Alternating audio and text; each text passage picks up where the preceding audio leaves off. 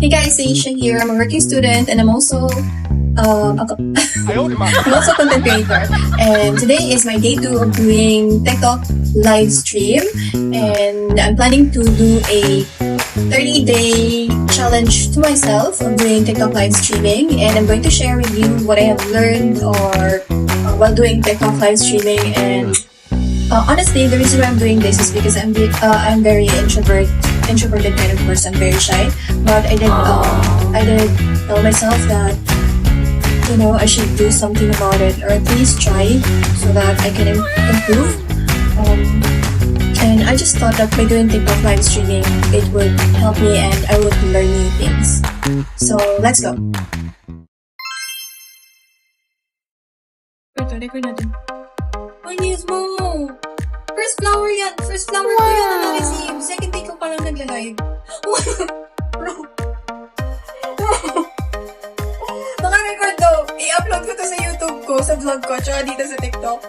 Thank you! Oh my God! Wala, first gift kita. Oh my God, thank you so much!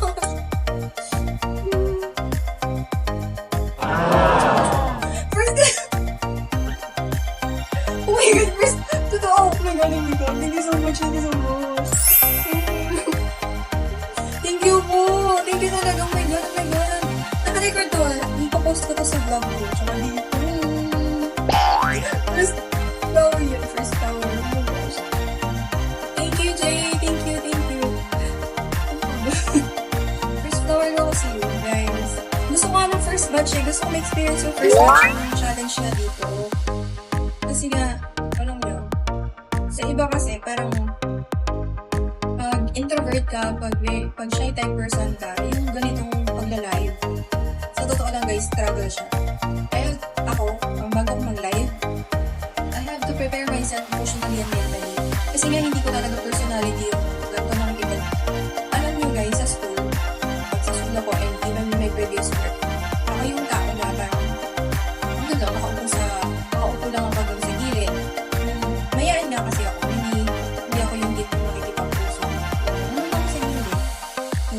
Last try na, walang tumatabi sa akin sa school. Ano, nakikipag-usap sa akin, walang tumatabi sa akin. Actually, hindi naman siya issue sa akin kasi in person, mas sobrang shy talaga ako. As in, etong ginagawa kong to, sobrang effort na to talaga sa akin. Na nagla-live ako, nakikipag-usap ako kasi hindi ko pa nami-meet ng mga tao. Kasi nga gusto ko ma-overcome yung fear ko na yung pagiging sobrang mahiyain, ganyan. Ayun, so, actually, I am a working student. Graduate na ako ng 4-year course. So, this is my second degree. I'm taking up real estate management because I want to be a licensed broker. Pero before, I'm a graduate now of Management Information System. So, I am working at the same time studying. Europe.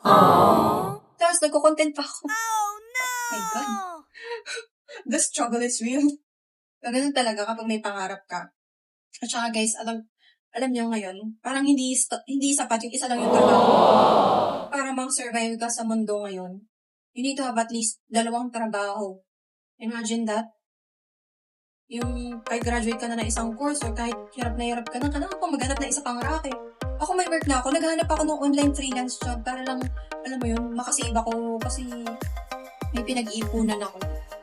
So, naghanap ako ng extra freelance job online para mas makapag-save ako. Kasi gusto kong magkaroon ng sarili kong bahay. Mahirap yung nag-rent ka lang, ganyan.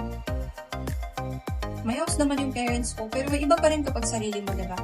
Yung bahay mo. Ayun. Just normal. Ito.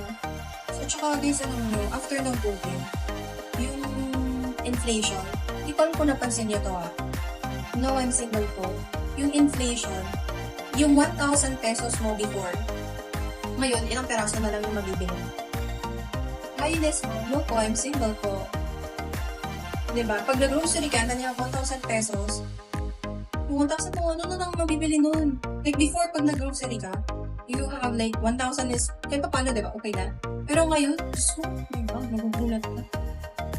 That's why you have to do your best to find one more extra income or passive income for you to survive. totoo Yushi. Even yung sa mga fast food, yung prices ng fast food ngayon, yung sa Jollibee, di ba? Yung breakfast nila before 100 lang. Tapos ngayon, sobrang breakfast ng Jollibee, 200 plus na kayo.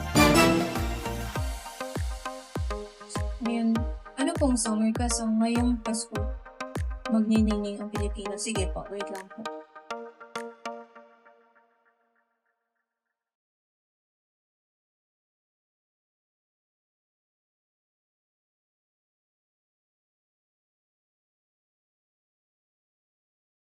Kuya, Jayhon, ito pa ba yung sa ABS-CBN? All new Jollibee Burger Stick. Bigger back. Bakit po? More Bakit, size. 70 Yushi? pesos now. Get your bigger than for 80. Bakit sa tingin mo lang kumakausap sa akin? Thank you, ikaw lang, ang bebe ko. Thank you po for the follow. Nismo, thank you. Uy, alam mo, ay sobrang na-appreciate kita talaga. Thank you talaga, sobra. Oh, ikaw lang. Uy, thank you po, thank you po. Thank you so much. Woo! Join my fan. Uy, ano ibig sabihin nun? Join my fan club. Pag may ganun, ano ibig sabihin nun?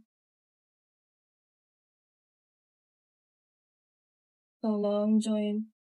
Guys, uy, thank you. Hindi ko alam ibig sabihin ng join my fan club, pero thank you. Aww. Thank you so much.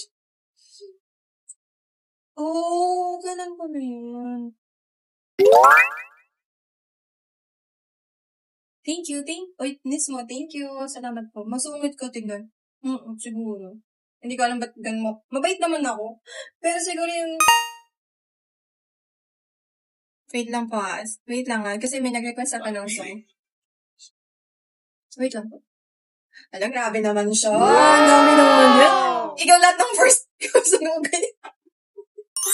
Nismo, inangkin mo na lahat ng first ko sa mga gifts, ha?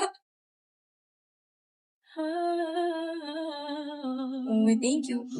Kuya, this is the song po? This one? Kuya Jay, on? Yan, that's the song. Yushi. Alam mo, I have this feeling din. Parang, feeling ko, pag may aura ko na parang pag nilapitan mo, masungit ako. Kaya, makakasama na ako sa kasama ko talaga kasi naka-record ko. Shoutout pa kita. Mamaya, magko-comment ako yung shoutout pa kita. Kailangan screenshot ko nga. Screenshot. Pasko, magdidinig ang Pilipino. San man sa matutanaw nila ang liwanag mo. Saan screenshot yan? Pinagpalalang kapal ngayong Pasko. Magdidinig ang Pilipino. Jayhon, that's a song na. Alam niyo guys, may ganito kayo. Very useful sa akin to eh. Pagpaganda siya. Pag messy yung hair niya. So guys, sa mga lalaki okay na ito. Tingnan niyo guys. Magagandang larawan ng ating bukas. Ngayong Pasko'y magdidinig. Ngayong Pasko, magdidinig ang Pilipino. Narinig ba? Wow! Hindi yun ang screenshot. Hindi yun ang screenshot. Ngayong Pasko, magdidinig ang Pilipino. Naka-record ba? Naka-record pa. Naka-record pa siya. Naka-record ko eh. That's it for my day 2 of doing TikTok live streaming. And I'll do my best to do more of TikTok live stream. Maybe this week, not just Saturday. I'll see what I can do. Thank you guys.